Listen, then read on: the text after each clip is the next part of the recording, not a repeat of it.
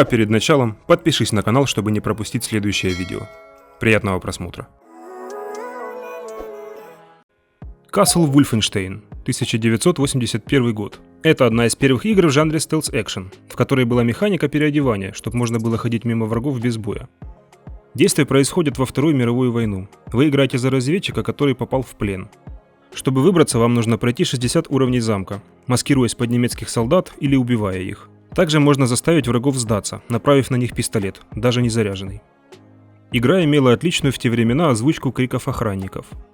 А также для этой игры в 1983 году был выпущен один из первых в истории модов, который заменял немецких солдат на смурфиков.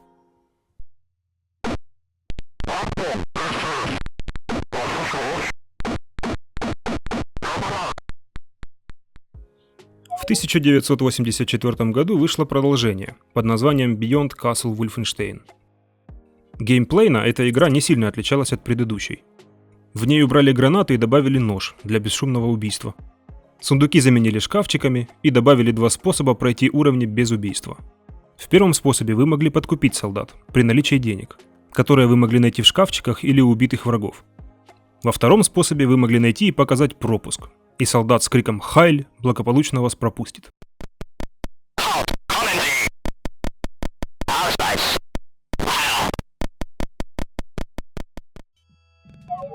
Wolfenstein 3D, 1992. Эта игра сразу же стала суперхитом и повлияла на всю игровую индустрию, сделав шутеры от первого лица одним из самых популярных жанров. Эта игра была сделана в псевдо-3D. С игры пропал стелс, но добавили кучу оружия и безумных врагов, типа привидений из Пакмана или Гитлера в суперкостюме. Также здесь появился главный герой почти всех следующих игр Би-Джей Бласковиц. Он был в виде лица на нижней панели и служил скорее как индикатор здоровья, кривлялся при получении урона.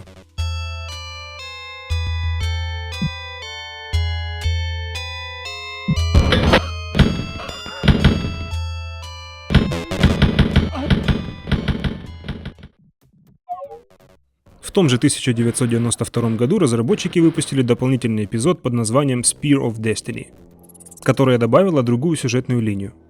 Игра получилась очень крутой, и продолжение не заставило себя долго ждать.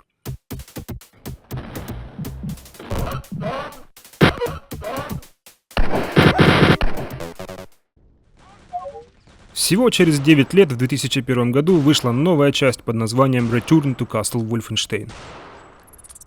Эта игра уже была в полном 3D. Она была создана на движке ID Tech 3.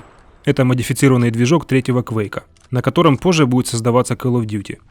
История главного героя Бласковица в этой игре начинается, как всегда, с того, что он попадает в плен. Избежав оттуда, ему нужно помешать врагам воскресить короля Генриха I. И на его пути ему попытаются помешать куча разных видов противников.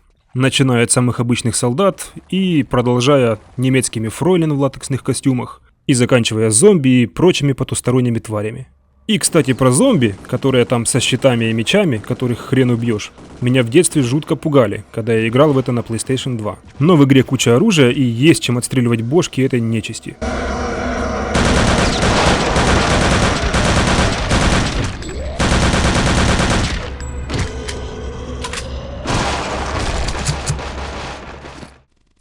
Wolfenstein Enemy Territory, 2003. Это тактический сетевой шутер от первого лица с элементами RPG.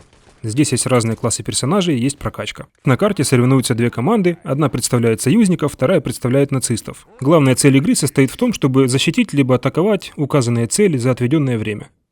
И оригинал, и сетевая версия игры зашли игрокам настолько сильно, что продолжение не заставило себя долго ждать. И в этот раз вышло всего лишь через 6 лет.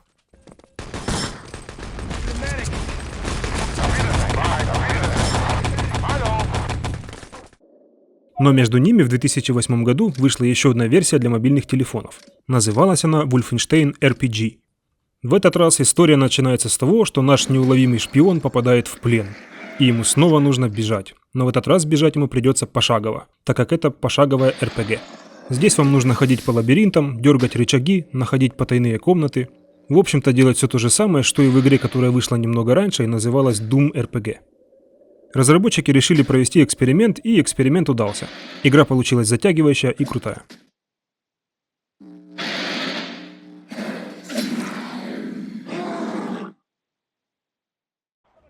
Wolfenstein, 2009. Игра обновила движок на ID Tech 4. В геймплее появились фишки в виде медальона, с помощью которого игрок может перемещаться в другое измерение, в котором можно отражать пули, замедлять время или наносить больше урона. В отличие от прошлых или даже следующих игр, здесь используется автоматическая система регенерации здоровья.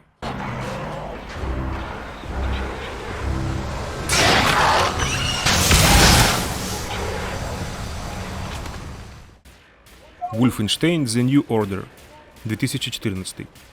На улице 1960 год. Немцы захватили мир, а Бласковиц не попал в плен.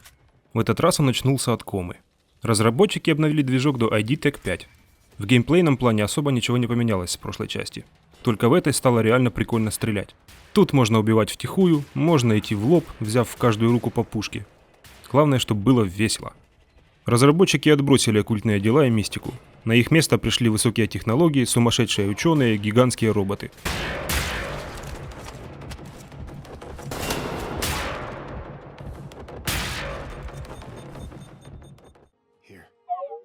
В 2015 году вышел приквел под названием Wolfenstein The Old Blood, в котором расскажут, как Бласковиц попал в кому, от которой очнулся в прошлой части.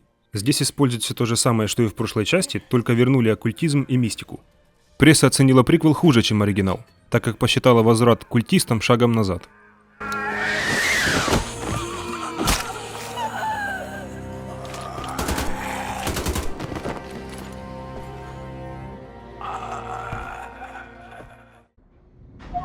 Wolfenstein 2 The New Colossus, 2017. Здесь появилась кастомизация и прокачка уровня. Также можно использовать немецкий суперкостюм. В остальном же разработчики не стали чинить то, что и так нормально работает.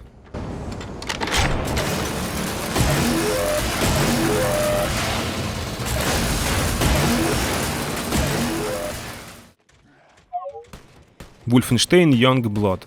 На дворе 1980 год. В этот раз мы будем играть за дочек Бласковица. На удивление, в начале игры они не попадают в плен.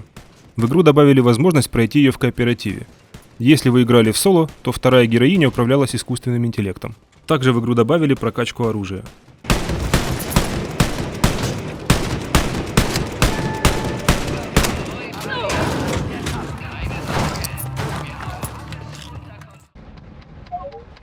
Wolfenstein Cyber Pilot. Это игра для очков виртуальной реальности. Вы играете за хакера, который должен взламывать и захватывать нацистские боевые машины, чтобы освободить Париж.